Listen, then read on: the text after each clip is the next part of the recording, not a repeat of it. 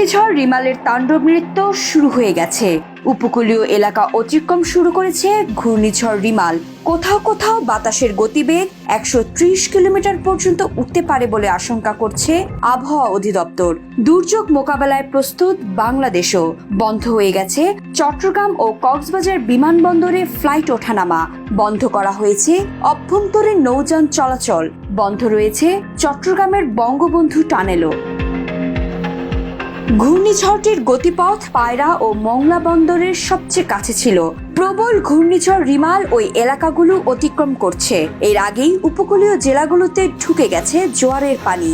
ভেসে গিয়ে মারা গেছে পটুয়াখালীর এক যুবক। জীবন বাঁচাতে বাড়ি ছেড়ে আশ্রয় কেন্দ্রে লাখো মানুষ। যেন কোনো এক ভয়ঙ্কর দানব সর্বশক্তি দিয়ে চালাচ্ছে তাণ্ডব। তা থেকে বাঁচতে ও বাঁচাতে ছোটাছুটি শুরু হয়ে গেছে চারিদিকে। সাগর যদি রাগ করে তাহলে তার সবচেয়ে বড় শিকার বাংলাদেশি। যেন আজন্ম কোনো শত্রুতা বাংলাদেশের সাথে। তার ভয়ঙ্কর ছোবলে নিয়মিতই ক্ষত বিক্ষত হয় বাংলাদেশের উপকূল। মানুষ মরে, আবাদি জমি ডুবে যায় লোনা জলে। পশু পাখির অবস্থা হয় আরো করুণ। অসহায় মানুষদের কান্নার জলে যেন আরো নোনতা হয়ে ওঠে নির্দয় সাগর। বিলিয়ন ডলারের ক্ষতি কাটাতে লড়াই করতে হয় পুরো দেশকেই। এবার এলো সর্বনাশা রিমাল।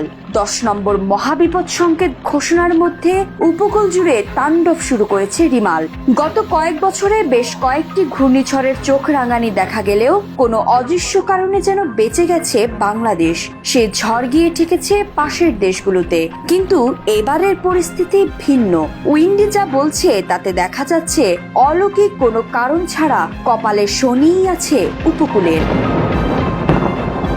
2009 সালের ঘূর্ণিঝড় আয়লার আঘাতে খুলনা, বাগেরহাট ও সাতক্ষীরা সহ উপকূলের বিভিন্ন স্থানে 597 কিলোমিটার বাঁধ জলোচ্ছ্বাসে ভেসে যায়। টানা 15 ঘন্টার ঝড় এবং 12 ফুট উচ্চতার জলোচ্ছ্বাসে দক্ষিণ পশ্চিম উপকূলীয় এলাকা লন্ডভন্ড হয়ে যায়। ঘূর্ণিঝড় রিমালও আয়লার মতো উপকূলীয় এলাকায় ক্ষত চিহ্ন রেখে যেতে পারে জানিয়েছে আবহাওয়া অধিদপ্তর।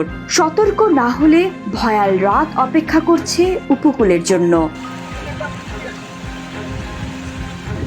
রোববার সন্ধ্যা 6টা নাগাদ ঘূর্ণিঝড়ের কেন্দ্র আঘাত করে পটুয়াখালীর খেপুপাড়া ও পশ্চিমবঙ্গের সাগর আইল্যান্ডে। 3 থেকে 4 ঘন্টার মধ্যে কেন্দ্র অতিক্রমের পর উপকূল পার হবে ঝড়ের পেছনের অংশ।